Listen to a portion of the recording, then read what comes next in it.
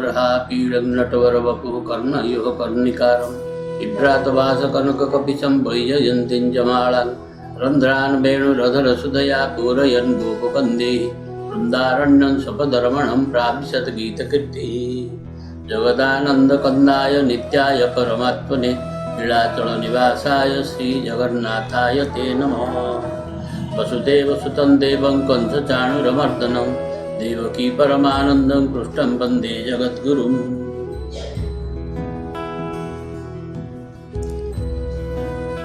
भगवत प्रेमी शुद्धिवृंद, आज आमर प्रसंग श्रीकृष्णंकर दौत्य एवं विदुरंक आतिथ्य प्रदान। श्रीकृष्णंक दौत्य अर्थात सर्वेश्वर भगवान श्रीकृष्ण पांडव मानकर दूत रूपे धृतराष्ट्रंकर राज दरबार को जाइछन्ति। तांकर उद्देश्य है धृतराष्ट्र को पांडव मानक पई 5 खंड पड़ा मागिबे, जद्वारा सेमाने सेमानकर जीविका निर्वाह करिबे। एथि जोगु सी जाई धृतराष्ट्रंकर राज दरबार में पहुंचिले।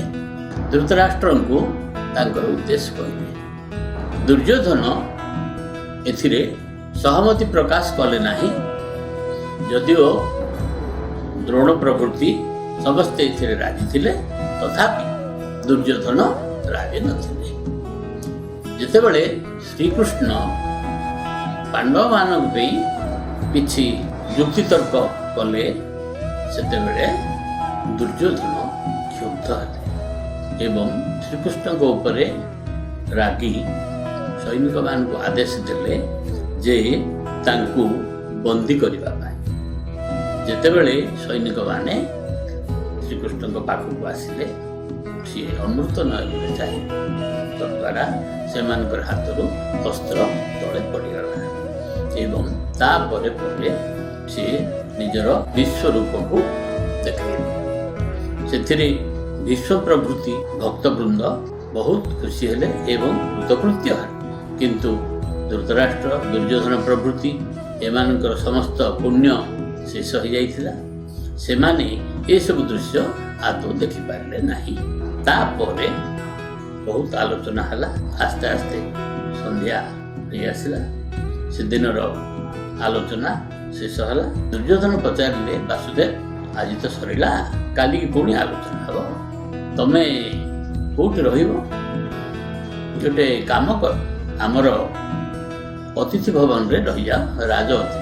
सेतेबेले भगवान कहले, देख मु आसीची पांडव मानकर दूत ही, जदि तमर अतिथि भवन रे मु रहिबी ताहाले एहा मोर दूत धर्मर विरुद्धाचरण हो। अतएव मु तो से भली रहि पारिबेनी। द्वितीयतः जणे जनकर आतिथ्य ग्रहण करिया पे 3टी जिनिसर दरकार। गोटे हला भाव, आ गोटे हला अभाव, आ गोटे हला स्वभाव। भाव अर्थात आतिथ्य ग्रहण करिया पई जे कि आतिथ्य प्रदान करुचंती तांको सहित भाव रहिबा दरकार। तमर सहित मोर कौनसी भाव नाही, जेहेतु किछि समय पूर्व तमे मते बंदी करिया पे सैनिक प्रेरण करथि, तेणु तम सहित मोर भाव आसिला कोठ, आ तमर आतिथ्य केमिति ग्रहण कर। द्वितीय कथा अभाव, मोर एमती किछि अभाव नाही जे तमर एठी आसी ओल्टे गोटे ओली खाई पी राज अतिथि रहीगले चलीजीव, यही भाव तो मोर नाही। मत तो से भली अभाव नाही, आ मु तमर अतिथि हबार प्रश्न उठिला कोठी। तृतीय कथा हला स्वभाव। किछि लोक थांती सेमानकर गोटे स्वभाव जे सेमानकर सबु किछि थिले सुद्धा घर घर बुली सेमाने सेमानकर अतिथि ही रहंती। ए हला सेमानकर गोटे स्वभाव, किंतु मोर तो से भली स्वभाव नाही। तेणु मु बा काहे से भली अर्थात तमर अतिथि ही रहिबी। तेणु कौनसी गोटिए मध्य मो पे प्रयोज्य नुहे। तेणु तमर मो अतिथि हेई पारिबी नाही। ताहाले रहिबो कोठी ना मु रहिबी।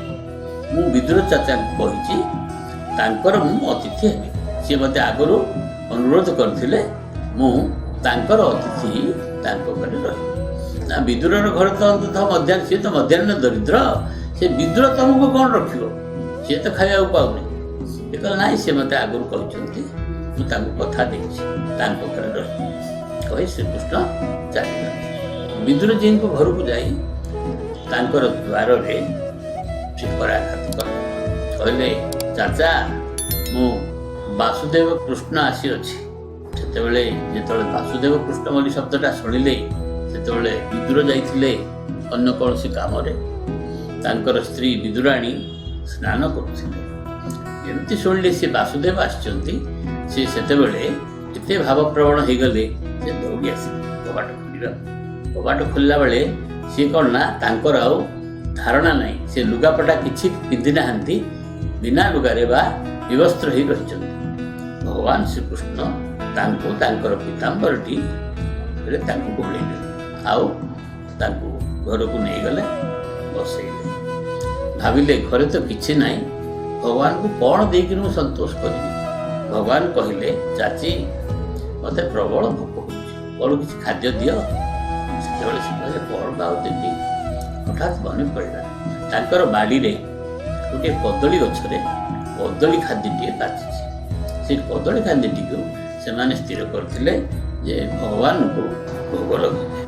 ସ୍ୱୟଂ ଭଗବାନ ନିଜେ ଆସିଛନ୍ତି, ସେଥିଯୋଗୁଁ ସେଇ କଦଳୀ ଖାଦ୍ୟଟିকে ଆଣିଲେ ଭଗବାନଙ୍କୁ ଗୋଟିଏ ଗୋଟିଏ କଦଳୀ ବାହାର କରୁଛନ୍ତି, ତାର ଚୋପା ଛଡ଼ଉଛନ୍ତି, ଭଗବାନଙ୍କୁ ଭୋଜନ କରିବାକୁ ଦେଉଛନ୍ତି। ଏଇଭଳି ଭଗବାନଙ୍କୁ ସେ ଦେଉଛନ୍ତି, ଭଗବାନ ତାକୁ ଭୋଜନ କରୁଛନ୍ତି। କିଛି ସମୟ ପରେ ବିଦୁରଜୀ ଆସିଲେ। ସେ ଦେଖି ଏକଦମ ହତବାକ୍ ହେଇଗଲେ। ସେ କହିଲେ, ତମେ କ'ଣ କରୁଛ? ଭଗବାନଙ୍କୁ ତମେ ଚୋପା ଦଉଛ ଆଉ କଦଳୀକୁ ତଳେ ପକାଇ ଦଉଛ, ଏ କି ଅପରାଧ କରୁଛ? ସେତେବେଳେ ସେ ପ୍ରକୃତିସ୍ଥ ହେଲେ। ସେତେବେଳେ ଭଗବାନ କହିଲେ, ନାଇଁ ଚାଚା, ଆଜି ମୁଁ ଯେଉଁ ଭୋଜନ କରିଛି, ଏଇଭଳି ଭୋଜନ ମୁଁ ବୈକୁଣ୍ଠରେ ମଧ୍ୟ କେବେ କରିନାହିଁ। ମୁଁ ଆଜି ସମ୍ପୂର୍ଣ୍ଣ ତୃପ୍ତ ହେଇଛି। ଠିକ୍ ସେତିକିବେଳେ ଭଗବାନଙ୍କର ମନେ ପଡ଼ିଲା, ତ୍ରେତୟା ଯୁଗରେ ମଧ୍ୟ ଥରେ ସେଇଭଳି ସିଏ ଆତିଥ୍ୟ ଗ୍ରହଣ କରିଥିଲେ, ଯେଉଁଠିକି ତାଙ୍କର ଏଇ ଖାଇବା କଥା ବା ଭୋଜନ କରିବା କଥା ମନେ ପଡ଼ିଲା। ଏମିତି ଦିନେ ଜଣେ ଶବର ରଜାଙ୍କର ଝିଅ ତାଙ୍କର ବାହାଘର ପାଇଁ ବୋଲି ବାପା ବହୁ ଛେଳି, ମେଣ୍ଢା, କୁକୁଡ଼ା, ବତକ ଏସବୁ ଆଣି ଆୟୋଜନ କରାଇଥିଲେ। ତା ପରଦିନ ଝିଅର ବାହାଘର ହେବ, ଏସବୁ ପଶୁମାନଙ୍କୁ ହତ୍ୟା କରାଯିବ, ଆଉ ସେ ମାଂସରେ ଭୋଜି ହେବ, ହଜାର ହଜାର ଲୋକ ଖାଇବେ। ଏ କଥା ଯେତେବେଳେ ଶବର ରାଜକନ୍ୟା ଶୁଣିଲେ, ତାଙ୍କ ମନରେ ଗୋଟେ ଭାବାବେଗ ହେଲା। ରାତିରେ ସିଏ ଉଠି ଏସବୁ ଛେଳି, ମେଣ୍ଢା ଏ ସମସ୍ତଙ୍କର ବେକରୁ ପଘା ଖୋଲି ଛାଡ଼ିଦେଲେ, ଆଉ ବତକ, କୁକୁଡ଼ା ଏମାନଙ୍କୁ ମଧ୍ୟ ସବୁ ଖୋଲିଦେଲେ। ଏମାନେ ସବୁ ଯେହେତୁ ତାଙ୍କର ଘରଟି ଜଙ୍ଗଲ ପାଖାପାଖି, ଏସବୁ ପଶୁ ପକ୍ଷୀ ଏମାନେ ସବୁ ବଣ ଭିତରକୁ ପଳାଇଗଲେ। ସେ ନିଜେ ମଧ୍ୟ ସେଠୁ ବଣକୁ ସିଧା ସେ ଅନ୍ଧକାର ରାତ୍ରିରେ ବଣ ଭିତରକୁ ଚାଲିଗଲେ। ଯାଉ ଯାଉ ସିଏ ହଠାତ୍ ଦେଖିଲେ ମାତଙ୍ଗ ଋଷିଙ୍କର ଆଶ୍ରମ। ମାତଙ୍ଗ ଋଷିଙ୍କ ଆଶ୍ରମକୁ ଯାଇ ମାତଙ୍ଗ ଋଷିଙ୍କ ପାଦ ତଳେ ଲମ୍ବା ହୋଇ ପଡ଼ିଗଲେ ଏବଂ ମାତଙ୍ଗ ଋଷିଙ୍କୁ କହିଲେ, ଗୁରୁଦେବ, ମୁଁ ଆପଣଙ୍କର ଶିଷ୍ୟତ୍ୱ ଗ୍ରହଣ କରିବି। ମାତଙ୍ଗ ଋଷି ପଚାରିଲେ, ତମେ କିଏ, ତମର ପରିଚୟ କ'ଣ? ମାତଙ୍ଗ ଋଷିଙ୍କୁ ସିଏ ସବୁ କଥା କହିଲେ। ଯେହେତୁ ଏଇଭଳି ଗୋଟେ ଏତେ ପଶୁଙ୍କର ଜୀବନ ହତ୍ୟା କରି ମୁଁ ମୋର ଖୁସି ମନେଇବାକୁ ଚାହେଁନି, ମୁଁ ସମ୍ପୂର୍ଣ୍ଣ ଅଲଗା। ମୁଁ ଆଜିଠାରୁ ଆଉ କୌଣସି ସାଂସାରିକ ଜୀବନ ଅତିବାହିତ କରିବାକୁ ଚାହେଁ ନାହିଁ। ତେଣୁ ଆପଣଙ୍କର ଏହି ଆଶ୍ରମରେ ରହି ମୁଁ ସନ୍ନ୍ୟାସିନୀ ଜୀବନ ବିତେଇବି। ସେତେବେଳେ ମାତଙ୍ଗ ଋଷି ତାଙ୍କର ମୁହଁକୁ ଚାହିଁ, ସେ ତ ତ୍ରିକାଳଦର୍ଶୀ, ସମସ୍ତ ବିଷୟ ଜାଣିପାରିଲେ। ସେ କହିଲେ, ମା, ତୋର ଭାଗ୍ୟରେ ବହୁତ କିଛି ରହିଛି। ତୁ ସ୍ୱଚକ୍ଷୁରେ ଭଗବାନଙ୍କୁ ଦର୍ଶନ କରିବୁ। ଭଗବାନ ତୋରି ପାଖକୁ ଆଶ୍ରମକୁ ଆସିବେ, ସ୍ୱୟଂ ତୋତେ ଆସି ଦର୍ଶନ ଦେବେ। ଏତେ ବଡ଼ ଭାଗ୍ୟ ତୋର ଅଛି। ଅବଶ୍ୟ ସେତେବେଳକୁ ମୁଁ ନଥିବି, ତଥାପି ତୁ ନିଶ୍ଚିତ ଭାବେ ଏହି ସୁଯୋଗ ପାଇବୁ। ସେତେବେଳେ ସେ ପଚାରିଲେ ଗୁରୁଦେବଙ୍କୁ, ଗୁରୁଦେବ, ମୁଁ ସେମାନଙ୍କୁ ଚିହ୍ନିବି କେମିତି ଭଗବାନ ବୋଲି? ସେ କହିଲେ, ସିଏ ବନବାସୀ ବେଶରେ ଆସିବେ, ସେମାନେ କାଣ୍ଡ କୋଦଣ୍ଡ ଧରିଥିବେ, ସେମାନେ ଗୋଟିଏ ଲୁଗା ପିନ୍ଧିଥିବେ, ଆଉ ଗୋଟିଏ ଅଣ୍ଟାରେ ବାନ୍ଧିଥିବେ, ଆଉ ଗୋଟିଏ କାନ୍ଧରେ ପକାଇଥିବେ, ହାତରେ ଥିବ ତାଙ୍କର ଧନୁର୍ବାଣ ଏବଂ ସେମାନେ ଜଟାଜୁଟ ହୋଇଥିବେ, ତାଙ୍କର ଗୋଟେ ଜ୍ୟୋତି ବାହାରୁଥିବ। ଏଇଭଳି ଦୁଇ ଭାଇ ହେଇକିରି ଆସିବେ ଭଗବାନ ଶ୍ରୀରାମ ଏବଂ ଶ୍ରୀ ଲକ୍ଷ୍ମଣ। ସେ ଉଭୟଙ୍କୁ ତୁ ଦର୍ଶନ କରିବୁ। ସେଇଦିନ ଠାରୁ ଶବରୀ ଅପେକ୍ଷା କରି କରି ବସିଲା ଯେ ପ୍ରଭୁ କେତେବେଳେ ଆସିବେ। ସକାଳୁ ଉଠୁ ଉଠୁ ତାଙ୍କର କାମ ହେଲା ଯେ ପ୍ରତିଦିନ ବଣକୁ ଯିବେ, ବଣରୁ ଫୁଲ ସବୁ ତୋଳି ଆଣିବେ, ତାଙ୍କର ଦ୍ୱାରଠୁ ଆଶ୍ରମ ପର୍ଯ୍ୟନ୍ତ ସମ୍ପୂର୍ଣ୍ଣ ରାସ୍ତାକୁ ଏଥିରେ ସେ ଦୁଇ ପଟେ ଫୁଲ ପକେଇ ଫୁଲର ଗୋଟେ ଗାଲିଚା ଗୋଟେ କରିଦେଉଥିଲେ, ଯାହାକି ଭଗବାନ ସେ ଫୁଲ ଉପରେ ଚାଲି ଚାଲି କୁଟୀରକୁ ଆସିବେ ଏବଂ ଭଗବାନଙ୍କୁ ଦେବା ପାଇଁ ସୁସ୍ୱାଦୁ ଫଳ ଏବଂ କୋଳି ସବୁ ତୋଳି ଆଣି ରଖିଥିଲେ। ସନ୍ଧ୍ୟା ପର୍ଯ୍ୟନ୍ତ ଅପେକ୍ଷା କରୁଥିଲେ, ନିଜେ ଯାଇ ଦ୍ୱାର ଦେଶରେ ଅପେକ୍ଷା କରୁଥିଲେ। ଭଗବାନ ଆସିବେ ବୋଲି ଭଗବାନ ଆସିଲେନି, ସନ୍ଧ୍ୟା ହେଇଗଲା। ସେ ମନକୁ ମନ ନିଜେ ବୁଝେଇ ଦିଅନ୍ତି ଯେ ହଁ ଭଗବାନ ଆସିଲେନି, ଆଜି କାଲିକି ଆସିବେ। ଏମିତି କାଲିକି ହେଇକି ବହୁତ ଦିନ ଚାଲିଗଲା। ସେ ନିଜକୁ ନିଜେ ସାନ୍ତ୍ୱନା ଦିଅନ୍ତି ଯେ ହଁ ମୁଁ କ'ଣ ଏକା ଅଛି କି, ମୋ ଭଳି ଏମିତି ବହୁତ ଲୋକ ଭଗବାନଙ୍କୁ ଅପେକ୍ଷା କରୁଛନ୍ତି। ଭଗବାନ ସମସ୍ତଙ୍କ ପାଖକୁ ଯାଇ ଦର୍ଶନ ଦେଇକି ତ ଆସୁଛନ୍ତି ନା, ମୋ ପାଖକୁ ମଧ୍ୟ ଅବଶ୍ୟ ଆସିବେ, ଆଜି ନହେଲେ କାଲିକି ଆସିବେ, ଏଥିରେ ମୁଁ ଭାବିବାର କିଛି ନାହିଁ। ଏଇଭଳି ସେ ନିଜକୁ ସାନ୍ତ୍ୱନା ଦେଇ ପ୍ରାୟ ସିଏ 15-16 ବର୍ଷ ବୟସରୁ ସିଏ ବୁଢ଼ୀ ହେଇଗଲେ। ତାଙ୍କର ଚର୍ମ ଲୋଡ଼ିତ ହେଇଗଲା, ଆଉ ତାଙ୍କର ଦାନ୍ତ ଭାଙ୍ଗିଗଲା। ସେ କ'ଣ ନା ଆସ୍ତେ ଆସ୍ତେ ବୁଢ଼ୀ ହେଇଗଲେ। ସେ ଆଉ ଚାଲିପାରିଲେନି, ଅଣ୍ଟା ପଡ଼ିଗଲା, ନଇଁଗଲେ। ତଥାପି ପ୍ରତିଦିନ ଯାଇ ବଣରୁ ଫୁଲ ଆଣିକରି ସଜେଇବେ, ଫଳ ଆଣିକରି କୋଳି ଆଣିକରି ରଖିବେ। ସନ୍ଧ୍ୟା ହେଲେ ତାକୁ ବା ସକାଳୁ ସେଗୁଡ଼ିକ ଫୋପାଡ଼ି ଦେବେ, ନୂଆରେ ଫୁଲ ଆଣିକରି ପକାଇବେ, ସେଠି ପୁଣି ଆଉ ଥରେ କୋଳି ରଖିବେ। ଏଇଭଳି ତାଙ୍କର ନୀତିଦିନିଆ କାମ ଥିଲା। ଏମିତି ଅପେକ୍ଷା କରୁ କରୁ କରୁ କରୁ ସେ ଦିନେ ହେଲେ ବିରକ୍ତ ହେଇନାହାନ୍ତି ଯେ ଭଗବାନ ଆସିଲେନି।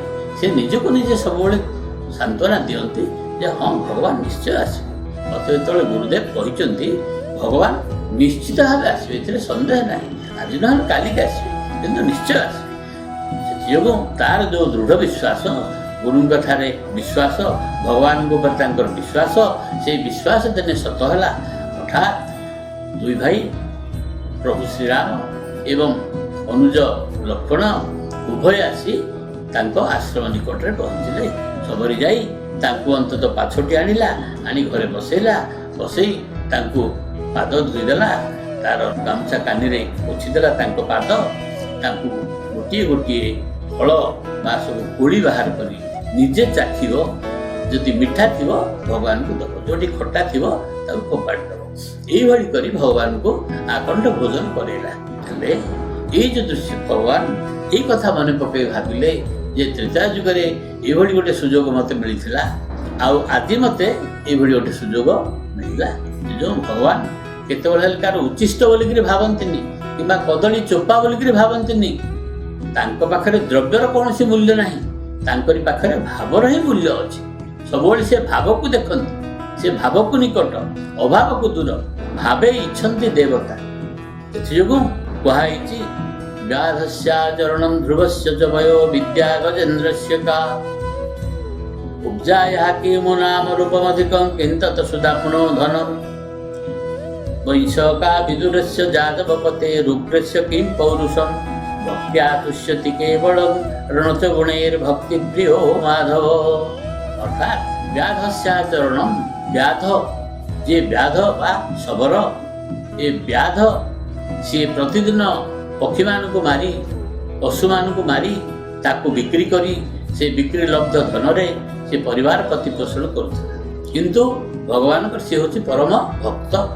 यही से जो व्याध तार आचरण कौन भल थिला, तथापि से भगवान परम भक्त थिला। व्याध से आचरण ध्रुवस्य च वयो, ध्रुव भली गोटे 5 वर्षर पिला जार कि बयस थिला मात्र 5 वर्ष, से भली छोट पिला गोटे भगवान एते बड़ भक्त हो पारा, जहाँ सी 36,000 वर्ष राजत्व करने आशीर्वाद कले एवं शेष ध्रुव लोक बोली गोटे गोटे लोक तैयारी करी तांकु सेठी अंतत अधिपति करके बसैले।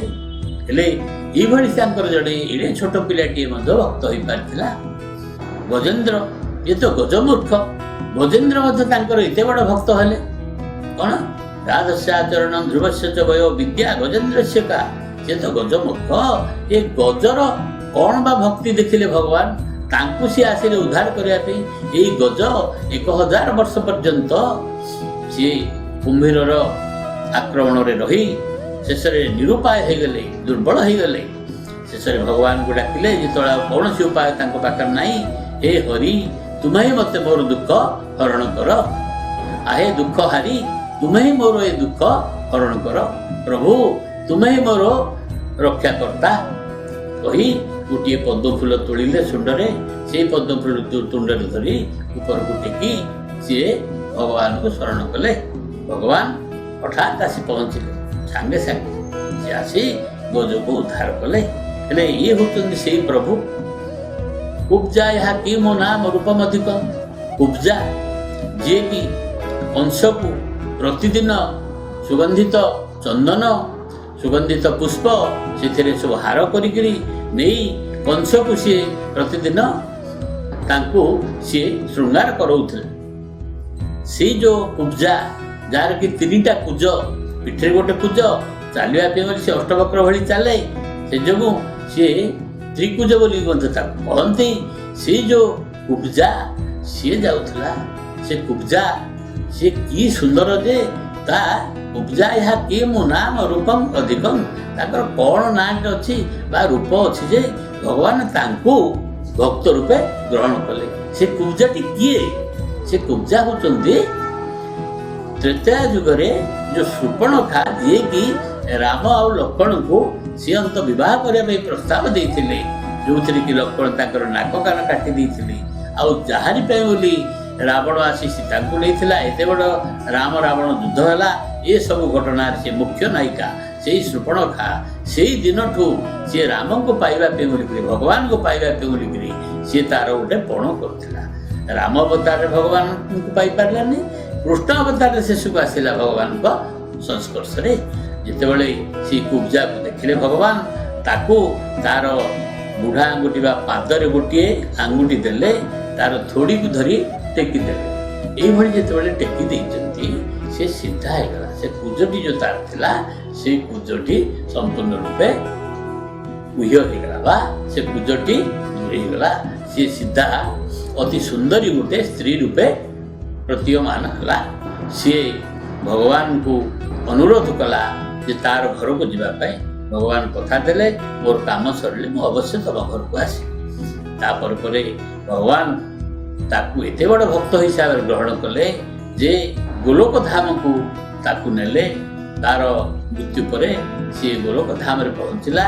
ଆଉ ସେଠି ତାର ନାମ ହେଲା ଚନ୍ଦ୍ରମୁଖୀ। ସେଇ ଚନ୍ଦ୍ରମୁଖୀ ନାମରେ ଗୋଲୋକରେ ସିଏ ଚିରଦିନ ପାଇଁ ରହିଲା। ଏ ହଉଛି ସେଇ କୁବ୍ଜାର କଥା। କୁବ୍ଜା ଏହା ନାମ ରୂପମ ଅଧିକମ କିନ୍ତୁ ସୁଦାମ୍ନ ଧନମ। ସୁଦାମା ଭଳି ଗୋଟେ ମଧ୍ୟାହ୍ନ ଦରିଦ୍ର ବ୍ୟକ୍ତି ତାଙ୍କର ଏତେ ବଡ଼ ଭକ୍ତ ହେଇପାରିଲେ, ଯାହାଙ୍କର ଧନ ନାହିଁ, ସମ୍ପତ୍ତି ନାହିଁ, ସମ୍ମାନ ନାହିଁ, ଓଡ଼ିଏ ଖାଇଲେ 3 ଦିନ ପର୍ଯ୍ୟନ୍ତ ଉପବାସ ରହୁଥିଲେ। ସେଇ ସୁଦାମା ହଉଛନ୍ତି ଭଗବାନଙ୍କର ପରମ ମିତ୍ର, ତାଙ୍କର ପରମ ବନ୍ଧୁ, ପରମ ଭକ୍ତ। ବୈଶକା ବିଦୁରସ୍ୟ ଯାଦବ ପତେ। ଏ ବିଦୁର ଯିଏକି ଜଣେ ଦାସୀ ପୁତ୍ର, ଗୋଟେ ପୋଇଲିର ପୁଅ, ତାଙ୍କର ବା କଣ ଗୋଟେ ସମ୍ମାନ ଥିଲା, ବଂଶ ମର୍ଯ୍ୟାଦା ଥିଲା। ବୈଶକା ବିଦୁରସ୍ୟ ଯାଦବ ପତେ ରୁଗ୍ରସ୍ୟ କିଂ ପୌରୁଷମ। ଉଗ୍ରସେନ ଯିଏକି କଂସର ବାପା, ସିଏ ବନ୍ଦୀଘର ଜଗିବାକୁ ବୋଲି ତାଙ୍କୁ ଦାୟିତ୍ୱ ଦେଇଥିଲେ। ସେ ଗୋଟେ ହଉଛନ୍ତି କଣ ନା ଦରୱାନ ଗୋଟେ। ତାଙ୍କର ବା କଣ ମର୍ଯ୍ୟାଦା ଥିଲା, ରୁଗ୍ରସ୍ୟ କିଂ ପୌରୁଷମ। ତାଙ୍କର କଣ ଗୋଟେ ପୌରୁଷ ଥିଲା ଯେ ଭଗବାନ ତାଙ୍କୁ ଭକ୍ତ ରୂପେ ଗ୍ରହଣ କଲେ, ତାଙ୍କୁ ଶଙ୍ଖଚକ୍ର ଗଦା ପଦ୍ମ ଚିହ୍ନ ଦେଖେଇଲେ, ତାଙ୍କୁ ଫୁଲମାଳ ଦେଲେ ଏବଂ ତାଙ୍କୁ ପ୍ରତିଶ୍ରୁତି ଦେଲେ ଯେ ତମକୁ ମୁଁ ଏଇ ମଥୁରାର ରାଜା କରିବି। ଏଇ ପ୍ରତିଶ୍ରୁତି ଦେଇ ସେ ଗୋପପୁରକୁ ଗଲେ। ହେଲେ ଭଗବାନ ଏସବୁ ଗୁଡାକ ଦେଖନ୍ତିନି, କୌଣସି ଦ୍ରବ୍ୟକୁ ଦେଖନ୍ତିନି। ହୃଦୟ ଭିତରେ ଯୋଉ ଭାବ ଅଛି ସେ ଭାବକୁ ଦେଖନ୍ତି। ସେ ଭାବର ଠାକୁର ଯୋଗୁଁ ଭକ୍ତ୍ୟା ତୁଷ୍ୟତି କେବଳଂ। କେବଳ ସେ ଭକ୍ତିକି ହିଁ ଦେଖନ୍ତି। ଭକ୍ତ୍ୟା ତୁଷ୍ୟତି କେବଳଂ ନଚ ଗୁଣେର ଭକ୍ତି ପ୍ରିୟ ମାଧବ। ଏ ଭକ୍ତି ପ୍ରିୟ ମାଧବ ସିଏ କେବଳ ଭକ୍ତର ଭକ୍ତିକୁ ଦେଖନ୍ତି, କିନ୍ତୁ କୌଣସି ଅନ୍ୟ ଜିନିଷକୁ ଦେଖନ୍ତି ନାହିଁ। ଇଏ ହଉଛନ୍ତି ସେଇ ଭଗବାନ ଯିଏ ଚିର ନମସ୍ୟ ଭକ୍ତର ଭଗବାନ ସିଏ। ତାପରେ ଆମର ଦ୍ୱିତୀୟ ଦିନ ସଭା କାର୍ଯ୍ୟ ଆରମ୍ଭ ହେଲା। ଭଗବାନ ଯାଇ ସଭାରେ ପହଞ୍ଚିଲେ। ଯେମିତି ପହଞ୍ଚିଲେ ଏ ବିଷୟ ଆରମ୍ଭ ହେଲା। ବିଦୁର ଧୃତରାଷ୍ଟ୍ରଙ୍କୁ ମନ୍ତ୍ରୀ ହିସାବରେ ପରାମର୍ଶ ଦେଲେ ଯେ ହୁଏତ ଆମ ପାଇଁ ବହୁତ ମଙ୍ଗଳକାରକ ହେବ ଯଦି ଆମେ ତାଙ୍କୁ 5 ଖଣ୍ଡ ପୋଡ଼ା ଦେଇଦେବା। ଯେହେତୁ ଆମେ ଏଇ ଯେଉଁ ବିରାଟ ଯୁଦ୍ଧ ହେବାକୁ ଯାଉଛି ତାକୁ ଆମେ ଟଳେଇ ଦେଇପାରିବା, ଯୁଦ୍ଧରୁ ଆମେ ବା ଯୁଦ୍ଧଟାକୁ ସମ୍ପୂର୍ଣ୍ଣ ରୂପେ ବନ୍ଦ କରିଦେଇପାରିବା। ଏଥିରେ ସେମାନେ ସନ୍ତୁଷ୍ଟ ହିଁ ରହିଯିବେ। କିନ୍ତୁ ଦୁର୍ଯ୍ୟୋଧନ ଏଥିରେ ସମ୍ପୂର୍ଣ୍ଣ ରୂପେ ଅରାଜି। ସେ କହିଲେ ବିନା ଯୁଦ୍ଧେ ଦେବିନି ମୁଁ ସୂଚ୍ୟଗ୍ରମେଦିନି। ବିନା ଯୁଦ୍ଧରେ ଛୁଞ୍ଚି ମୁନରେ ମଧ୍ୟ ଯେତିକି ଜାଗା ରହିବ ସେତିକି ଜାଗା ମଧ୍ୟ ମୁଁ ଦେବି ନାହିଁ। ତାପରେ ସେ ରାଗି ବିଦୁରଙ୍କୁ ବା ସୈନିକମାନଙ୍କୁ ଡାକି ଆଦେଶ ଦେଲେ ଏ ଦାସୀପୁତ୍ରକୁ ଅବିଳମ୍ବେ ମୋର ରାଜ୍ୟରୁ ଧକ୍କା ମାରି ବାହାର କର। ସେତିକିବେଳେ ବିଦୁର ଦେଖିଲେ, କହିଲେ ଅତ୍ୟଧିକ ହେଇଗଲା, ଆଉ ସହି ହେବନି, ସହିବାର ସୀମା ଟପିଗଲା। ନିଜର ଶିରପା ବା ତାଙ୍କର ମନ୍ତ୍ରୀ ହିସାବରେ ଯେଉଁ ଥିଲା ତାଙ୍କର ଯେଉଁ ମୁକୁଟ ତାକୁ ବାହାର କଲେ, ଧୃତରାଷ୍ଟ୍ରଙ୍କର ପାଦ ତଳେ ରଖିଲେ, ନିଜର ଖଡ୍ଗକୁ ବାହାର କରି ତାଙ୍କରି ପାଦ ତଳେ ରଖିଦେଲେ।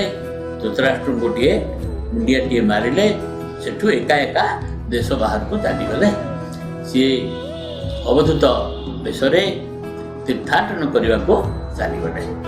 ଏମିତି ବହୁତ ଜାଗା ସେ ବୁଲି ବୁଲି ବିଭିନ୍ନ ତୀର୍ଥସ୍ଥାନକୁ ଯାଇ ପରିଶେଷରେ ସିଏ ପ୍ରଭାସ କ୍ଷେତ୍ରରେ ପହଞ୍ଚିଲେ।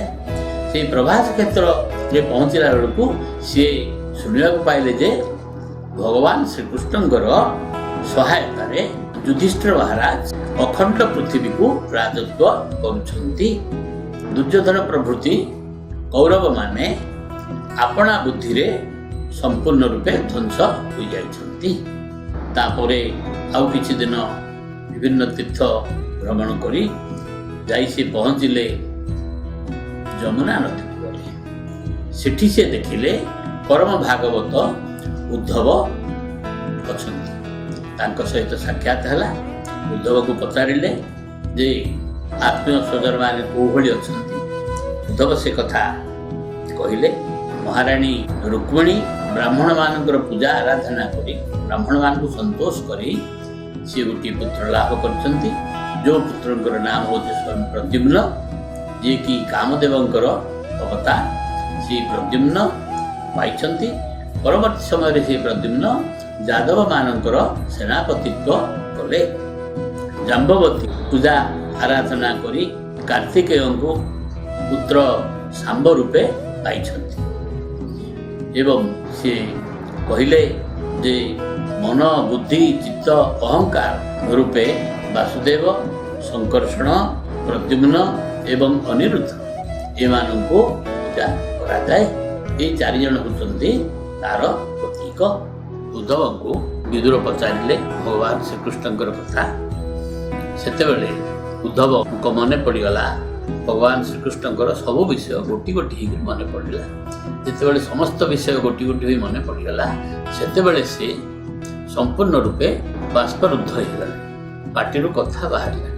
2 ଘଡ଼ି ପର୍ଯ୍ୟନ୍ତ ସେ ବାକ୍ଶୂନ୍ୟ ହେଇଗଲେ। ତାଙ୍କର ଆଖି ଛଳ ଛଳ ହୋଇଗଲା। ତାପରେ ପ୍ରକୃତିସ୍ଥ ହୋଇ ସିଏ କହିବାକୁ ଲାଗିଲେ ଯେ କେମିତି ବାଲ୍ୟକାଳରେ ଛୋଟ ପିଲା ହେଇଥିଲେ 5 ବର୍ଷର, ସେତେବେଳେ ଭଗବାନ ଶ୍ରୀକୃଷ୍ଣଙ୍କର ଗୋଟିଏ ମୂର୍ତ୍ତି ତିଆରି କରି ତାକୁ ଧରି ସିଏ ପୂଜା ଆରାଧନାରେ ଏତେ ବ୍ୟସ୍ତ ଥିଲେ ଯେ ତାଙ୍କ ମା ଯେତେବେଳେ ଖାଇବାକୁ ଡାକୁଥିଲେ ସେତେବେଳେ ମଧ୍ୟ ସେ ଖାଇବା ପିଇବା ମଧ୍ୟ ଭୁଲି ଯାଉଥିଲେ। ସେଇ ଭଗବାନ ଶ୍ରୀକୃଷ୍ଣଙ୍କୁ ସେ ପିଲାଦିନରୁ ହିଁ ତାଙ୍କର ଆରାଧ୍ୟ ଦେବତା ରୂପେ ଗ୍ରହଣ କରିଛନ୍ତି। ସେ ଉଦ୍ଧବ ହେଉଛନ୍ତି ବୃହସ୍ପତିଙ୍କର ଶିଷ୍ୟ, ପରମ ଜ୍ଞାନୀ। ସେଥିଯୋଗୁଁ ଭଗବାନ ଶ୍ରୀକୃଷ୍ଣ ତାଙ୍କୁ ପରବର୍ତ୍ତୀ ସମୟରେ ତାଙ୍କର ମନ୍ତ୍ରୀ ରୂପେ ଗ୍ରହଣ କରିଥିଲେ ଏବଂ ପରାମର୍ଶଦାତା ରୂପେ। ସେ ଉଦ୍ଧବ ହେଉଛନ୍ତି ବିଶିଷ୍ଟ ଜ୍ଞାନୀ। ହେଲେ ଭଗବାନଙ୍କର ସବୁ ଗୋଟି ଗୋଟି କଥା ତାଙ୍କର ମନେ ପଡ଼ିଗଲା। ଏତେ ପରିମାଣରେ ସେ ଭଗବାନଙ୍କର କଥାରେ ନିମଜ୍ଜିତ ହୋଇଗଲେ। ଏ ଯେଉଁ ମକରନ୍ଦ ରସ ପାନ କରି ଆଖିରେ ତାଙ୍କର ଧାର ଧାର ଅଶ୍ରୁ ବହିବାକୁ ଲାଗିଲା। ତାକୁ ଅଶ୍ରୁ ଅଛି ବିଦୁରଙ୍କୁ କହିଲେ ଯେ ତାଙ୍କ ସହିତ ଭଗବାନଙ୍କ ସହିତ ଖାଇବା ପିଇବା ଶୋଇବା ବୁଲିବା ଖେଳିବା ଏ ସମସ୍ତ କାମ କରି ଏଇ ସାଧାରଣ ମଣିଷମାନେ ବିଶେଷ କରି ଏ ଯାଦବମାନେ କେମିତି ଭୁଲି ଯାଉଛନ୍ତି ଯେ ସିଏ ହେଉଛନ୍ତି ସ୍ୱୟଂ ଭଗବାନ। ତାଙ୍କରି ସହିତ ସେମାନେ ତାଙ୍କୁ ଚିହ୍ନି ପାରିଲେନି ଯେ ସିଏ ଭଗବାନ। ତାଙ୍କ ସହିତ ସେମାନେ ଯେଉଁଭଳି ଭାବ ରଖିଲେ ଶେଷରେ ତାଙ୍କୁ ଭୁଲିଗଲେ ସେ ସ୍ୱୟଂ ଭଗବାନ। ତେଣୁ ଭଗବାନଙ୍କର ଏଇ ଯେଉଁ ଭୁବନ ବହନ ରୂପ ସାରା ଜଗତ ମୋହିତ ହୋଇଯାଉଥିଲା। ଏପରିକି ସେ ନିଜେ ମଧ୍ୟ ନିଜକୁ ଦେଖି ମୋହିତ ହୋଇଯାଉଥିଲେ। ଏମିତି ବି ହୁଏ ଯେ ତାଙ୍କର ଅଙ୍ଗ ସ୍ପର୍ଶ କରି ଆଭୂଷଣ ମଧ୍ୟ ବିଭୂଷିତ ହୋଇଯାଉଥିଲେ।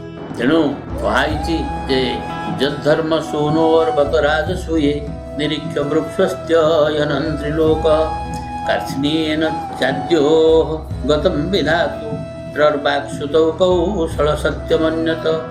ଯୁଧିଷ୍ଠିର ମହାରାଜାଙ୍କର ଯେତେବେଳେ କି ରାଜସୂୟ ଯଜ୍ଞ ହୋଇଥିଲା, ସେଇ ଯଜ୍ଞରେ ଯେଉଁ ଅଜସ୍ର ଜନତା ବା ସବୁ ଲୋକମାନେ ସେଠି ଗଦା ହୋଇଥିଲେ ବା ରୁଣ୍ଡ ହୋଇଥିଲେ, ସେଇ ସମସ୍ତେ ଭଗବାନ ଶ୍ରୀକୃଷ୍ଣଙ୍କୁ ଦେଖି ସେମାନଙ୍କର ନା ତାଙ୍କର ଯେଉଁ ନୟନାଭିରାମ ମୂର୍ତ୍ତି ତାକୁ ଦେଖି ସେମାନେ ସମ୍ପୂର୍ଣ୍ଣ ରୂପେ ବିମୋହିତ ହୋଇଯାଉଥିଲେ।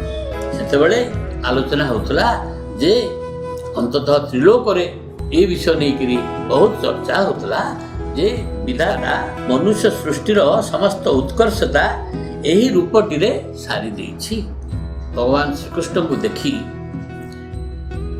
ବ୍ରଜବାଳାମାନେ ବିମୋହିତ ହୋଇ ତାଙ୍କର ସବୁ କାମକୁ ଅଧୁରା ରଖିଦେଉଥିଲେ ଏବଂ ସେମାନେ ନିସ୍ତବ୍ଧ ହୋଇ ରହିଯାଉଥିଲେ। ସେମାନେ ବାକ୍ଶୂନ୍ୟ ହୋଇଯାଉଥିଲେ। ଉଦ୍ଧବ ସିଏ କହିଲେ ଯେ ମୁଁ ବିଭିନ୍ନ ସମୟରେ ଭାବେ ଯେ ଯିଏକି ସମସ୍ତଙ୍କୁ ଅଭୟ ପ୍ରଦାନକାରୀ, ସିଏ ମଧ୍ୟ ନିଜେ କଂସର ଭୟରେ ଗୋପପୁରରେ ଯାଇ ଆତ୍ମଗୋପନ କରୁଥିଲେ। ଦେବକୀ ଆଉ ବସୁଦେବଙ୍କୁ ସିଏ ପ୍ରାର୍ଥନା କରି କହୁଥିଲେ ଯେ ମାତାଜୀ ଆଉ ପିତାଜୀ, ଆପଣମାନେ ମୋତେ କ୍ଷମା କରନ୍ତୁ, ଯେହେତୁ ମୋର ବାଲ୍ୟକାଳରେ ମୁଁ ଆପଣମାନଙ୍କୁ ମୋର ସେବା କରିବା ପାଇଁ ସୁଯୋଗ ଦେଇପାରିଲି ନାହିଁ, ଯେହେତୁ ମୁଁ କଂସର ଭୟରେ ଗୋପପୁରରେ ଆତ୍ମଗୋପନ କରିଥିଲି, ସେଥିପାଇଁ ମୋତେ କ୍ଷମା କରନ୍ତୁ। ଅର୍ଥାତ୍ ସେ କହିବାକୁ ଚାହୁଁଥିଲେ ଯେ ଯିଏକି ସମସ୍ତଙ୍କୁ ଅଭୟ ପ୍ରଦାନ କରନ୍ତି, ଯିଏ ସମସ୍ତଙ୍କର ପ୍ରଭୁ, ଯିଏକି କାଳ ମଧ୍ୟ ତାଙ୍କୁ ଡରେ, ସେଇ ଭଗବାନ, ସେଇ ପ୍ରଭୁ, ଅନ୍ତର୍ଯାମୀ ପ୍ରଭୁ, ଏ ସମସ୍ତଙ୍କୁ ଏତେ ଭୟ କରୁଥିଲେ। ଭଗବାନଙ୍କୁ ଯେତେବେଳେ ଦର୍ଶନ କରୁଥିଲେ, ଏଇ ପାପୀମାନେ ମଧ୍ୟ ରାକ୍ଷସମାନେ ବା ଯେଉଁମାନେ ଭଗବାନଙ୍କର ଶତ୍ରୁ, ଭଗବାନଙ୍କୁ ଦର୍ଶନ କରିବା କ୍ଷଣି ସେମାନଙ୍କର ବା ସେମାନେ ଦେହତ୍ୟାଗ କଲେ ମଧ୍ୟ ବୈକୁଣ୍ଠ ପ୍ରାପ୍ତି ହେଉଥିଲେ। ଏପରିକି ପାପିନୀ ପୁତନା ମଧ୍ୟ ସିଏ ଭଗବାନଙ୍କୁ କ୍ଷୀର ପିଆଇବାକୁ ଆସି ବା ବିଷ ପିଆଇବାକୁ ଆସି ସିଏ କେମିତି ବୈକୁଣ୍ଠ ପ୍ରାପ୍ତି ହେଲା, ସେ ହେଉଛି ମହତ୍ଵ କଥା। ଯେ ଯିଏ ଭଗବାନଙ୍କୁ ବିଷ ପ୍ରୟୋଗ କରିବା ପାଇଁ ବୋଲି ଆସିଥିଲା, ସିଏ ମଧ୍ୟ ବୈକୁଣ୍ଠ ପ୍ରାପ୍ତି ହେଲା। ଶ୍ରୀମଦ୍ ଭାଗବତ ତୃତୀୟ ସ୍କନ୍ଧ 2ୟ ଅଧ୍ୟାୟର 23 ନମ୍ବର ଶ୍ଲୋକରେ ରହିଲା, ଅହୋ ବକୀୟଂ ସ୍ତନକାଳକୁଟଂ ଜିଘାଂସୟାପାୟ ଯଦ୍ୟପ୍ୟ ସାଧ୍ୱୀ ବେଭେ ଗତିଂ ଧାତୁ ଚିତାନ୍ତ ତନ୍ୟାଂ କମ୍ବାଦୟାଳୁଂ ଶରଣଂ ବ୍ରଜେମ। ଅର୍ଥାତ୍ ଅହୋ ବକୀୟଂ ସ୍ତନକାଳକୁଟଂ ଜିଘାଂସୟାପାୟ ଯଦ୍ୟପ୍ୟ ସାଧ୍ୱୀ ଲେଭେ ଗତିଂ ଧାତୁ ଚିତାନ୍ତ ତନ୍ୟାଂ କମ୍ବାଦୟାଳୁଂ ଶରଣଂ ବ୍ରଜେମ। ଉଦ୍ଧବ ବିଦୁରଙ୍କୁ କହୁଛନ୍ତି ଯେ ଦେଖନ୍ତୁ,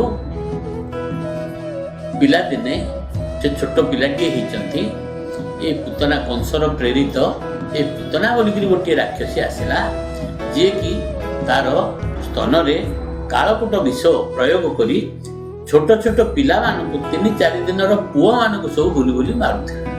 ଯେହେତୁ ଏ ପିଲାମାନଙ୍କୁ ମାରିଲେ କଂସ ପଠେଇଥିଲା ଯେତେ ପୁଅ ଜନ୍ମ ହୋଇଛନ୍ତି ସମସ୍ତଙ୍କୁ ମାରିବେ, କାହିଁକି ନା ତାର ଶତ୍ରୁ ବା କୃଷ୍ଣ ମରିଯିବେ, ଏହା ଭାବିକିରି ସେ କଲା। ସେତେବେଳେ ଏଇ ଯେଉଁ ପୁତନା ବୁଲି ବୁଲିକି ପିଲାଙ୍କୁ ଯେଉଁ ମାରିଲା, ତାର ନାଁ ଥିଲା କ'ଣ ନା ବକି। ଯେହେତୁ ସେ ବକାସୁରର ଭଉଣୀ, ବକା ଅଘାର ଭଉଣୀ ହେଉଛି ବକି, ତାର ନାଁ ବକି।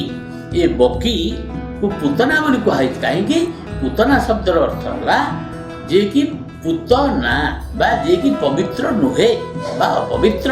ଯେହେତୁ ଛୋଟ ଛୋଟ ପୁଅ ଗୁଡ଼ିକୁ ବୁଲି ବୁଲି ମାରୁଥିଲା ସେ ଯୋଗୁଁ ସେ ପବିତ୍ର ନୁହେଁ, ତାର କାମ ହେଉଛି ଅପବିତ୍ର, ସେ ନିଜେ ମଧ୍ୟ ଅପବିତ୍ର, ସେଥିପାଇଁ ସେ ପୂତନା, ତାକୁ ମୁଁ ଦେଖିବିନି ବୋଲି ଭଗବାନ ଚାହୁଁଥିଲେ।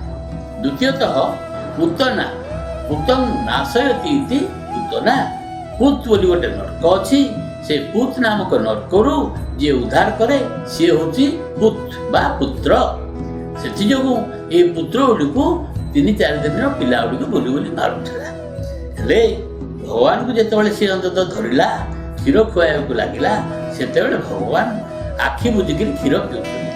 ସେ ଆଖି ବୁଜି କାହିଁ କ୍ଷୀର ପିଇଲେ?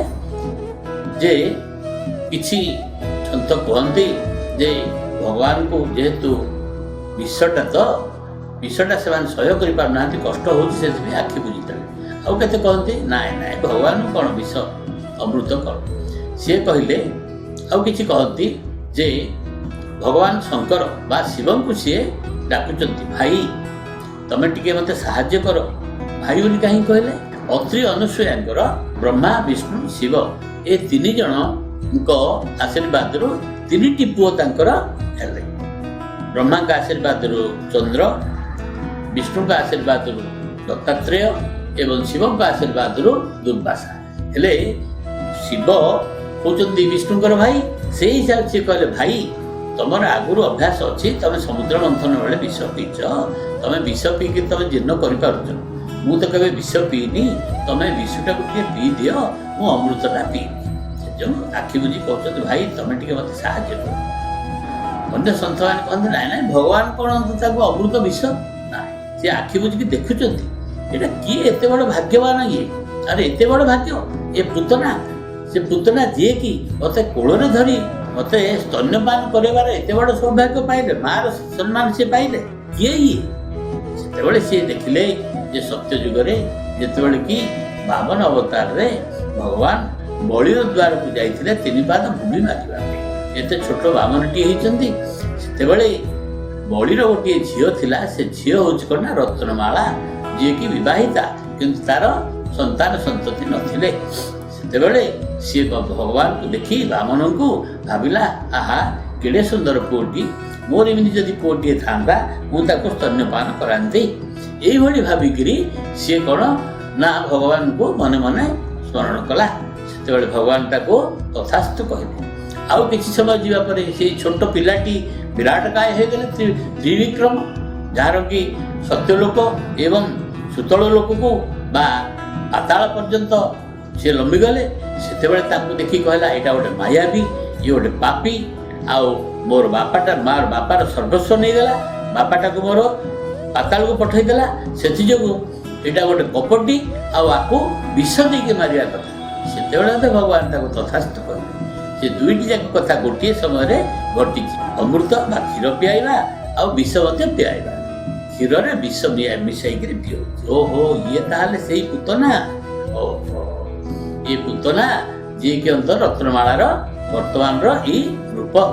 ସେତେବେଳେ ଭଗବାନ ପୂତନା ତ ମଲା, ପୂତନା ମଲା ପରେ ସିଏ ରଥ ଆସିଲା, ସେଥିରେ ସିଏ ବୈକୁଣ୍ଠକୁ ଗଲା।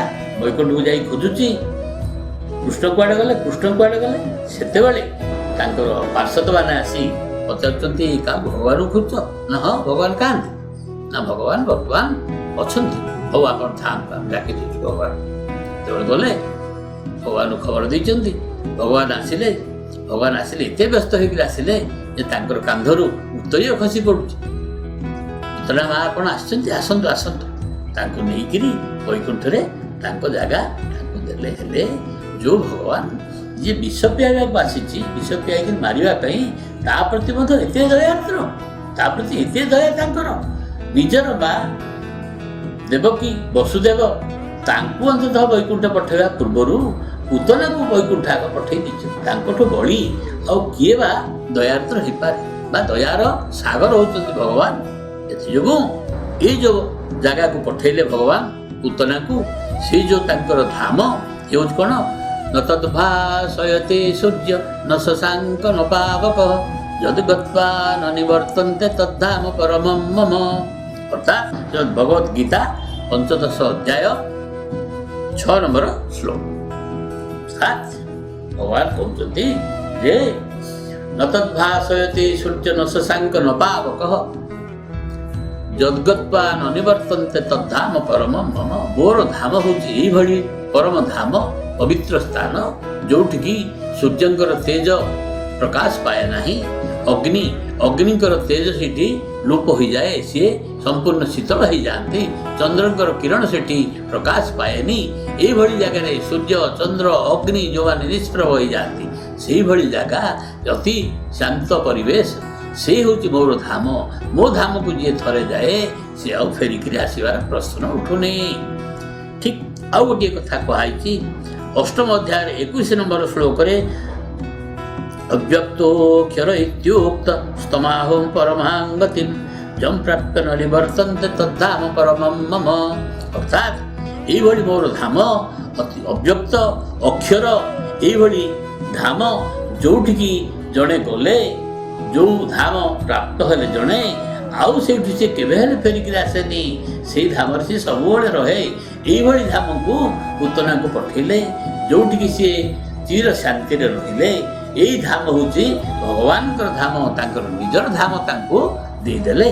तांकुठु बड़ी आउ किए अंततः थाई पारे एते दयार्द्र।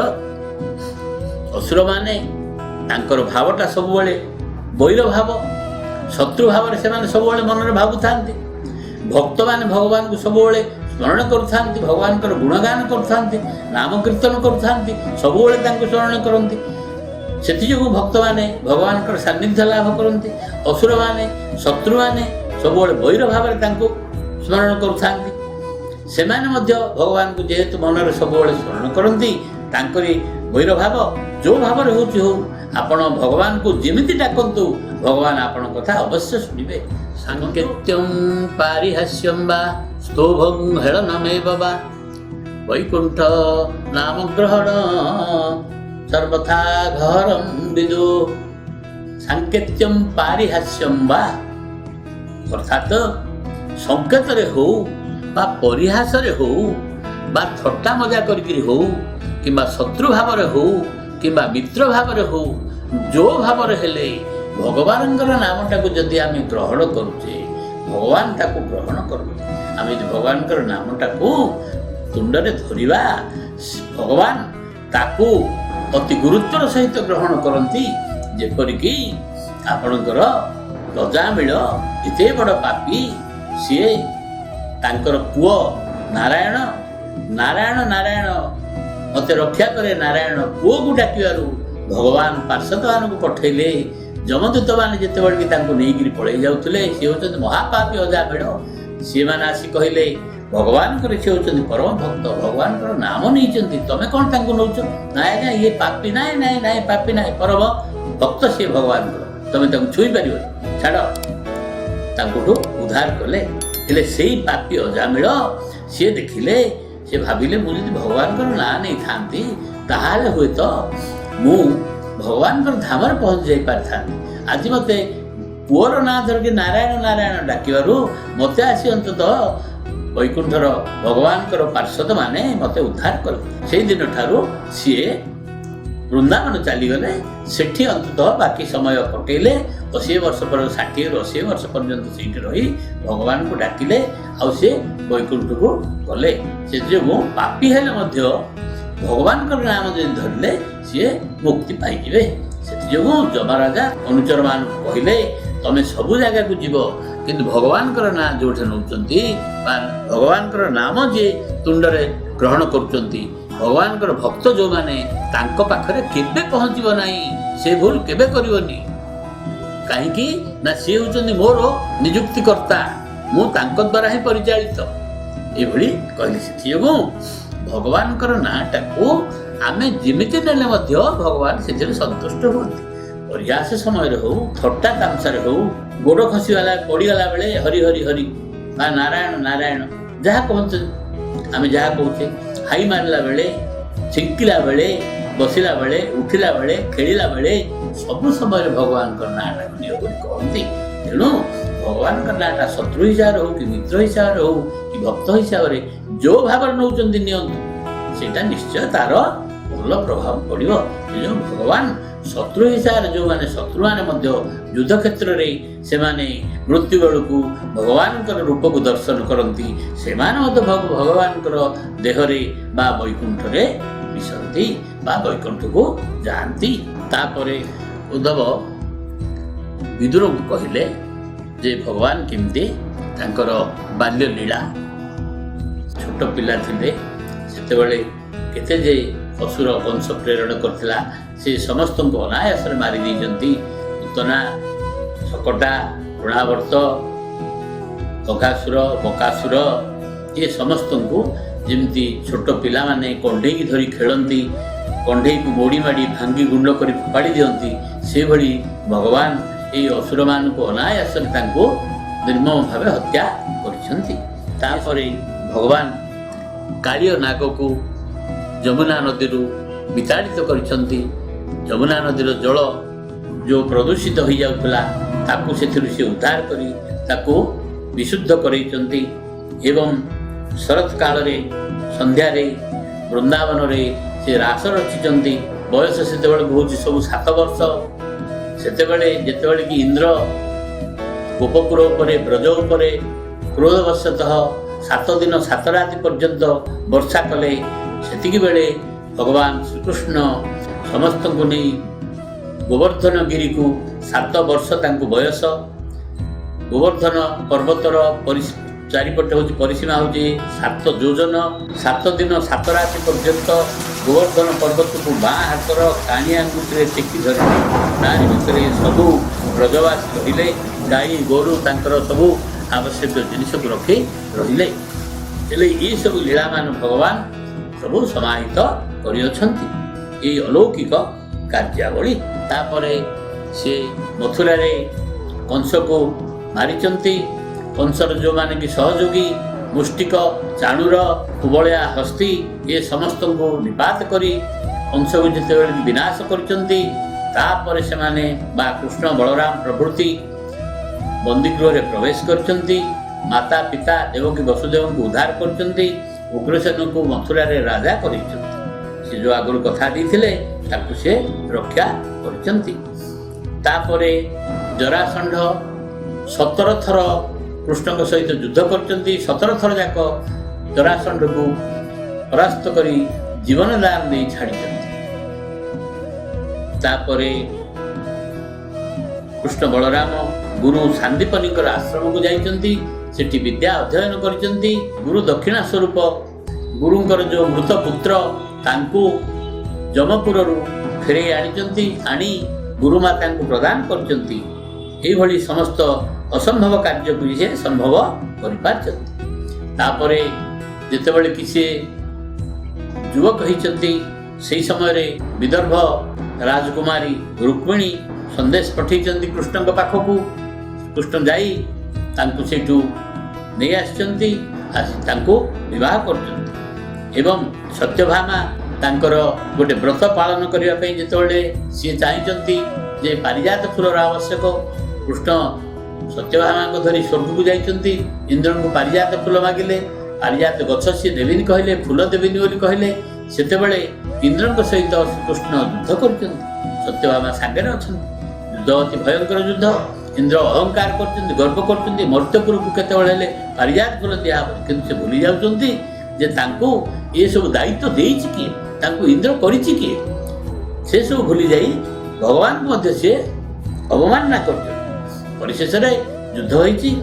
ଯୁଦ୍ଧ ଦିନକ ପରେ ଯୁଦ୍ଧ ସମାପ୍ତ ହେଇନି। ତା ପରଦିନ ପୁଣି ଯୁଦ୍ଧ ହେବ। ସେତେବେଳେ ଇନ୍ଦ୍ର ତାଙ୍କୁ କହିଛନ୍ତି ଭଗବାନଙ୍କୁ, ଆପଣ ଆମର ଅତିଥି ଗୃହରେ ରହିଯାଆନ୍ତୁ ସ୍ୱର୍ଗର, କାଲିକି ପୁଣି ଯୁଦ୍ଧ ହେବ। ସେତେବେଳେ ଶ୍ରୀକୃଷ୍ଣ କହିଲେ, ଯେହେତୁ ତମ ସାଙ୍ଗରେ ମୋର ଯୁଦ୍ଧ ହେଉଛି, ତମେ ମୋର ଶତ୍ରୁ, ବର୍ତ୍ତମାନ ମୁଁ ତମ ଘରେ ରହିବା ମୋର ଉଚିତ ନୁହେଁ। ହେଲେ ଆପଣ କେଉଁଠି ରହିବେ ନା, ଆଜି ହେଉଛି ଶିବରାତ୍ରି, ମୁଁ ସେଥିପାଇଁ ବୋଲି କୈଳାସ ଚାଲିଯିବି। କୈଳାସରେ ଆଜି ରାତ୍ରି ଯାପନ କରିବି, କାଲିକି ଆସିବି, ପୁଣି ଯୁଦ୍ଧ ହେବ। ସେତେବେଳେ ସତ୍ୟଭାମାଙ୍କ ସହିତ ଶ୍ରୀକୃଷ୍ଣ କୈଳାସ ଚାଲି ଯାଇଛନ୍ତି। ଦେବଦେବ ମହାଦେବ ଶିବଙ୍କ ସହିତ ବା ଶିବଶଙ୍କରଙ୍କ ସହିତ ସାକ୍ଷାତ ହୋଇଛି। ସେଠି ଅନ୍ତ ଶିବରାତ୍ରି ଯାପନ କରୁଛନ୍ତି। ତା ପରଦିନ ପୁଣି ଆସିଛନ୍ତି, ଯୁଦ୍ଧ ହୋଇଛି। ଇନ୍ଦ୍ରଙ୍କର ଅହଙ୍କାର ବା ଗର୍ବ ଭାଙ୍ଗିଛନ୍ତି।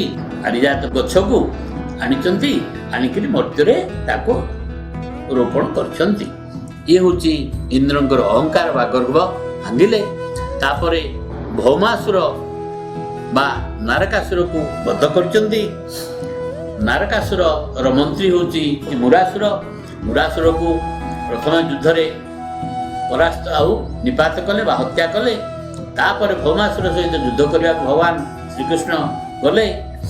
ଯେହେତୁ ସେ ସାଙ୍ଗରେ ସତ୍ୟଭାମାକୁ ନେଇକି ଯାଇଛନ୍ତି, ସତ୍ୟଭାମା ମଧ୍ୟ ଜଣେ ବୀରାରମଣୀ, ସେ ମଧ୍ୟ ଜଣେ ଯୋଦ୍ଧା। ଦେଖିଲେ ଭଗବାନ ଶ୍ରୀକୃଷ୍ଣ ଯେ ଏଇ ନାରକାସୁର ବ୍ରହ୍ମାଙ୍କ ଠାରୁ ବର ପାଇଛି, ଯେ ସିଏ ବ୍ରହ୍ମାଙ୍କୁ ସେ ବର ମାଗିଲେ ମୋତେ ଅମର ବର ଦିଅନ୍ତୁ। ବ୍ରହ୍ମା ଅମର ବର ମନା କଲେ। ସେ କହିଲେ ତାହେଲେ ମୋତେ ଗୋଟିଏ ବର ଦିଅନ୍ତୁ ଯେ ମୋ ମା ହିଁ ମୋତେ ମାରିବେ। ତଥାସ୍ତୁ କହିଲେ ବ୍ରହ୍ମା। ଯେହେତୁ ସିଏ ମନେ ମନେ ଭାବିଛନ୍ତି କୌଣସି ମା କେତେବେଳେ ହେଲେ ତା ପୁଅକୁ ମାରେନି, ସେଥିଯୋଗୁଁ ମା ମୋତେ କେବେ ମାରିବେନି, ମୁଁ ଅମର ହେଇଗଲି। ଏଇଭଳି ଅବସ୍ଥାରେ ସିଏ କାହାକୁ ମଧ୍ୟ ଖାତିର କରୁନଥିଲେ।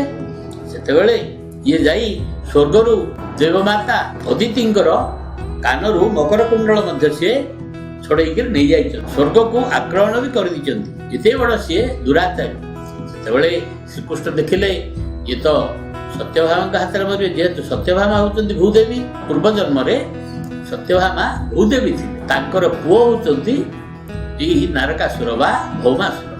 ସେତେବେଳେ ଆମେ ଅନ୍ୟ ଏକ ଅଧ୍ୟାୟରେ ଏ ବିଷୟରେ ପଢ଼ିଛେ। ଯେଉଁ ବିଶେଷ କିଛି କହୁନି, ସେ ଭୌମାସୁର ଯେହେତୁ ଶ୍ରୀ ଭୂଦେବୀଙ୍କର ପୁଅ। ଭୂଦେବୀ ହେଉଛନ୍ତି କ'ଣ ନା ପୃଥିବୀ ମାତା। ବରାହ ଅବତାରରେ ଭଗବାନଙ୍କର ସିଏ ପୁଅ ହୋଇଥିଲେ କିଏ ଭୌମାସୁର। ଆଉ ଭୂଦେବୀ, ସେଇ ଭୂଦେବୀ ବର୍ତ୍ତମାନ ହୋଇଛନ୍ତି ସତ୍ୟଭାମା। ଆଉ ଭଗବାନ ଶ୍ରୀକୃଷ୍ଣ ହେଉଛନ୍ତି ବରାହ ଅବତାର। ଭଗବାନ ଶ୍ରୀକୃଷ୍ଣ ଅବତାର ନେଇଛନ୍ତି। ଆଚ୍ଛା, ଜଗନ୍ନାଥଙ୍କର ମୂର୍ତ୍ତି ପାଖରେ ଯୋଡ଼ିଏ ଛୋଟ ମୂର୍ତ୍ତି ଥୁଆ ହେଇଥିବାର ଦେଖିଥିବେ ଆପଣମାନେ।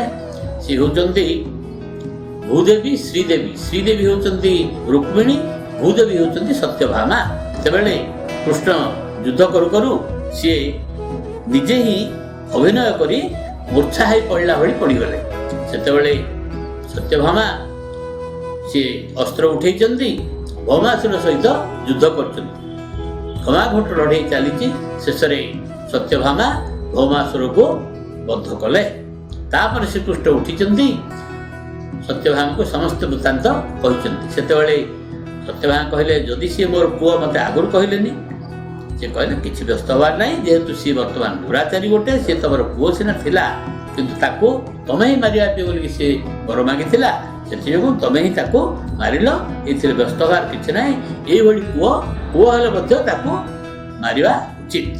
ଯେତେବେଳେ ଭୌମାସୁର ମରିଛି, ତାର ପୁଅ ଭଗଦତ୍ତକୁ ସେ ରାଜସିଂହାସନ ଅର୍ପଣ କଲେ, ତାକୁ ରାଜା କରାଇଲେ। ତାର ବନ୍ଦୀଗୃହରେ 16,100 ରାଜକନ୍ୟାକୁ ସେ ବନ୍ଦୀ କରି ରଖିଥିଲା।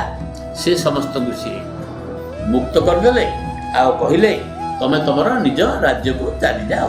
ସେମାନେ ସମସ୍ତେ କହିଲେ ପ୍ରଭୁ, ଆପଣ ତ ହେଉଛନ୍ତି ପତିତ ପାବନ। ଆପଣ ଯଦି ଆମକୁ ପତିତମାନଙ୍କୁ ରକ୍ଷା ନ କରିବେ, ଆମକୁ ରକ୍ଷା କିଏ କରିବେ? ଯେହେତୁ ଆମେ ଯଦି ଏବେ ଘରକୁ ଫେରିଯିବୁ, କେହି ମଧ୍ୟ ଆମକୁ ବିଶ୍ୱାସ କରିବେନି। ଆମ ଉପରେ ସମସ୍ତେ ସନ୍ଦେହ କରିବେ ଯେ ଏତେ ଦିନ ଯାଇକିରି ସେ ଭୌମାସୁର ପାଖରେ ରହିଲେ, ଆମର ଚରିତ୍ର ଉପରେ ସନ୍ଦେହ କରିବେ। ସେଥିଯୋଗୁଁ ଆପଣ ଆମ ରକ୍ଷା କରନ୍ତୁ। ତେଣୁ ଭଗବାନ ବାଧ୍ୟ ହୋଇ ସମସ୍ତଙ୍କୁ ଗ୍ରହଣ କଲେ।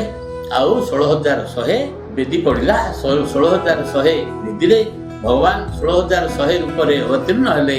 ଗୋଟିଏ ସମୟରେ ବିବାହ କାର୍ଯ୍ୟ ସମ୍ପନ୍ନ ହେଲା। 16,108 ଉଆସ ନିର୍ମାଣ ହେଲା। ଯାହାର ତାର ଉଆସରେ ସେଇ ସବୁ ସମସ୍ତ 16,100 ଆଉ 8 ଜଣ ହେଉଛନ୍ତି ପାଟବଂଶୀ। କିଏ ସେମାନେ? ରୁକ୍ମିଣୀ, ଜାମ୍ବବତୀ, ସତ୍ୟଭାମା, କାଳିନ୍ଦୀ, ମିତ୍ରବିନ୍ଦା, ସତ୍ୟା, ଭଦ୍ରା, ଲକ୍ଷ୍ମଣା। এই 8 ଜଣ ହେଉଛି ଅଷ୍ଟପାଟବଂଶୀ। ଏବଂ ସେ 16,100 ରାଣୀ, 16,108 ରାଣୀ ସମସ୍ତଙ୍କୁ 10-10ଟି ପୁତ୍ର ପ୍ରଦାନ କଲେ। ଆଉ ସେ ସମସ୍ତଙ୍କୁ ସିଏ ଶାନ୍ତିରେ ରଖେଇଲେ। ତାପରେ ଭଗବାନ ଶ୍ରୀକୃଷ୍ଣ ଅନ୍ୟାନ୍ୟ ଶତ୍ରୁମାନଙ୍କୁ ବା ରାକ୍ଷସମାନଙ୍କୁ ନିପାତ କରିଛନ୍ତି, ଯିଏକି ସମ୍ବରାସୁର, ଦ୍ୱିବିନ୍ଦ, ବାଣାସୁର, ମୁରାସୁର, ବଲ୍ୱଳ, ଦନ୍ତବକ୍ତ୍ର ଏଭଳି ବିଭିନ୍ନ ରାକ୍ଷସ ହୁଏତ ନିଜେ ମାରିଛନ୍ତି କେତେ ଜଣଙ୍କୁ, ଅନ୍ୟମାନଙ୍କ ଦ୍ୱାରା ମରେଇଛନ୍ତି। ଏଭଳି ସମସ୍ତଙ୍କୁ ସେ ନିପାତ କରିଛନ୍ତି।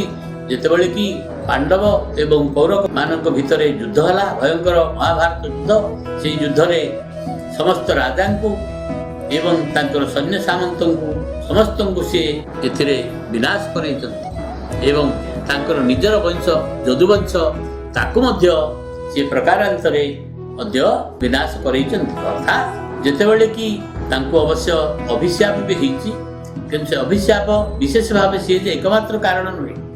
ଏକଦା ଯେତେବେଳେ କି ମହାଭାରତ ଯୁଦ୍ଧରେ ଗାନ୍ଧାରୀଙ୍କର 100 ପୁଅ ମରିଗଲେ, ସେତେବେଳେ ଗାନ୍ଧାରୀ ଶ୍ରୀକୃଷ୍ଣଙ୍କୁ କ୍ରୋଧରେ ଅଭିଶାପ ଦେଲେ, ବାସୁଦେବ ତମେ ସବୁ ଜାଣି ଶୁଣିକିରି ମୋର ପୁଅମାନଙ୍କୁ ମରେଇଦେଲ, ଗୋଟିଏ ପୁଅ ମଧ୍ୟ ଛାଡ଼ିଲନି, 100 ଜଣ ଯାକକୁ ମାରିଦେଲ, ସେ ଯୋଗୁଁ ତମର ବଂଶ ନିପାତ ହେବ।